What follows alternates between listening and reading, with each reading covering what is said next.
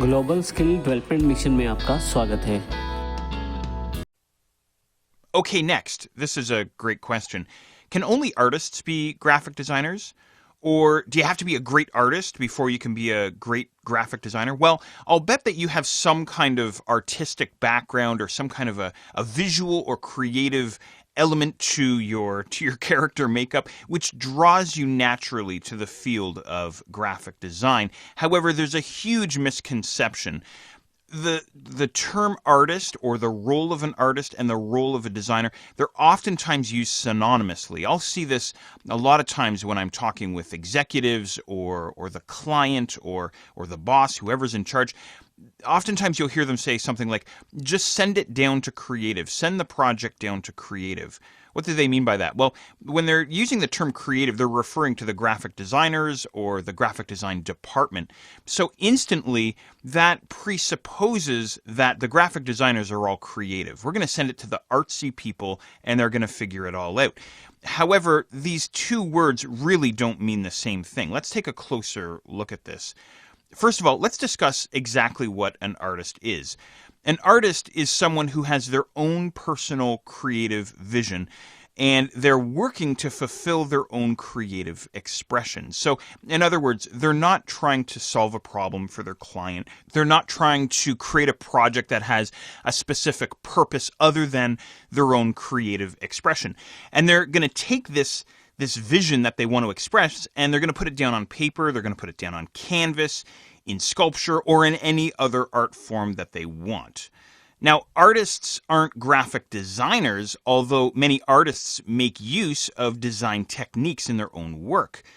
Composition and visual communication and forcing the viewer's focus and so on. Just look at some of the greats throughout art history. I don't need to name the names. We all know them, right? Picasso and Michelangelo. I love the Baroque period of art personally. That has a lot of graphic design elements in it, in my personal opinion. But in any regard, that's really what an artist is all about. Okay? Now, what about on the graphic design side? What's a graphic designer's role? What is the job of a graphic designer?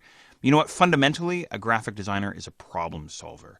So, in other words, they're going to take the goal of the project, whatever that goal could be. It could be a sales piece. It could be brand awareness. It could be some kind of a special offer or perhaps functionality in some kind of a digital interface, something like that, and bring the project from a rough concept all the way through to final completion, solving the problem as efficiently as possible. Okay?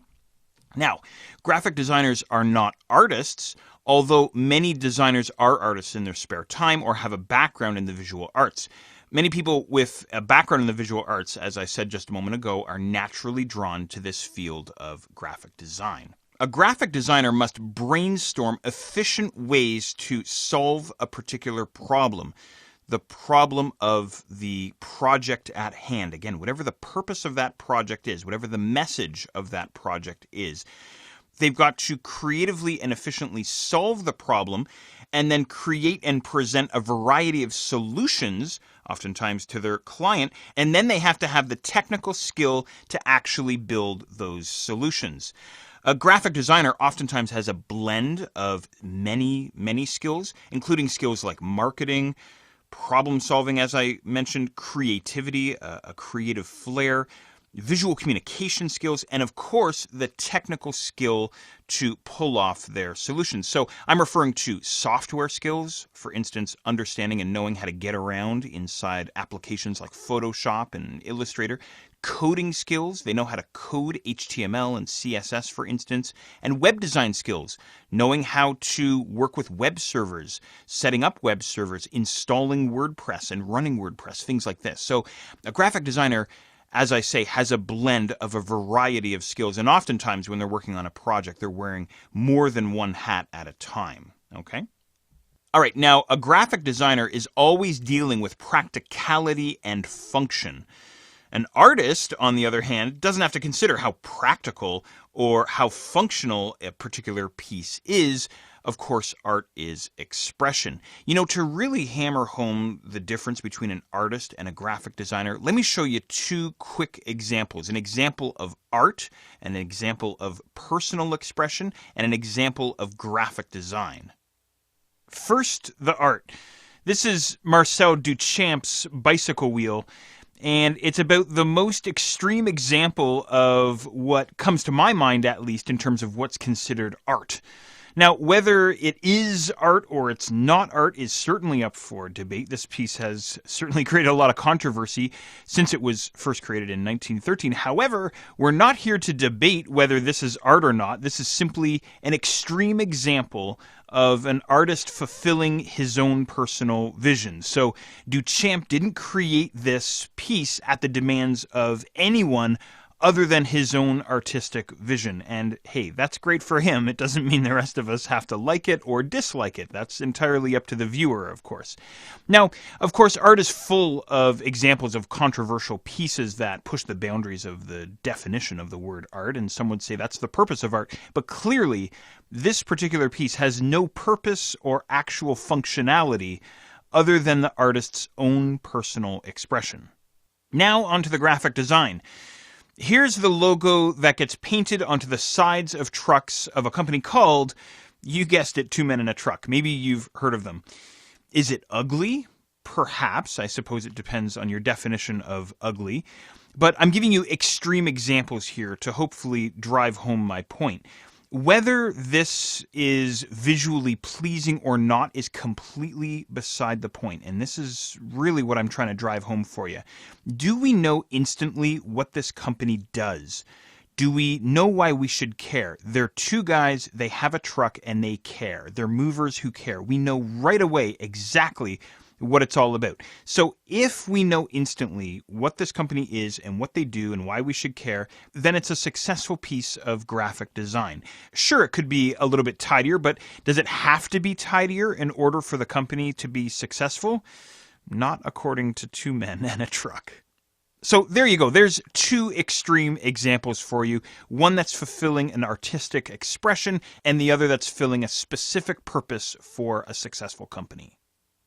To help you along further, I'll share with you something that I came across a few years ago, and I thought it was a really great metaphor. Consider the difference between a sculptor and an architect. A building could look beautiful from the outside, but if it serves no purpose, if it doesn't fulfill its function, then it's a complete failure and a complete waste of resources. The same holds true for a website or a flyer or a brochure or an ad or some kind of a piece of marketing, okay? A sculptor, on the other hand, again, is all about personal creative expression. Their particular creation, their particular project doesn't have to serve any other purpose other than looking beautiful and fulfilling the artist's own personal expression. Okay? Now, here's something else to help you along the way. The misconception is that great design, fantastic design is flashy, it's eye-catching. Here's the metaphor that I want to use for you on this particular issue. I want you to think about some of your favorite movies that really had a deep emotional impact on you. Now, consider the latest summer blockbuster loaded with stunning special effects and thrilling action, and compare those to the movies that really touched you or really made an impact on you personally. Most of these thrilling summer blockbuster movies don't have much in terms of a story or a meaning, and frankly, they often don't mean much. Here's a quick example for you. There's a fantastic film called My Dinner with Andre. Perhaps you've heard of it. It's an older movie. You have to check it out. It's absolutely fantastic. The aggregator website Rotten Tomatoes gives it a 90% approval rating. My Dinner with Andre. The premise of the movie is two people having a conversation in a restaurant. That's it. That's all there is to it. No flashy CGI, no special effects, no giant monsters rising out of the sea or anything like that. Now, compare that to the summer blockbuster that was Transformers Revenge of the Fallen. I didn't even bother seeing it, but the trailer looked amazing. The trailer looked awesome, thrilling special effects, huge explosions. It was insanity. Rotten Tomatoes rating, 19%. So the real point that I'm trying to drive home here is that the designs that you're going to be building are not going to be based on special effects. They're going to be based on serving a purpose and solving a problem. That's really what it boils down to. Okay. Now, many clients who hire graphic designers want something flashy that will attract a lot of attention. We often see this with business cards, satin finish paper, letterpress with gold foil, all this kind of crazy stuff. Sometimes the client, however, needs to be reminded, do you want to look really, really good? Or do you want sales? Do you want to solve your problem? So sometimes as a graphic designer, you need to remind your client or perhaps your boss, if you're going to be working in a firm, that really fundamentally graphic design isn't about looking awesome. I gave you that earlier example of two men in a truck. It wasn't flashy. In fact, it was anything but flashy, but it solved the problem and it filled a purpose.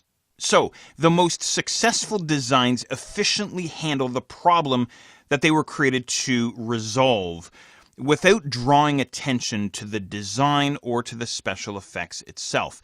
Again, you may want to think of some of your favorite movies that did have some special effects, that did have some thrilling action, but the effects or the action or the CGI didn't take away from the overall story. To me, a successful design doesn't rely on special effects. Same with a movie, by the way.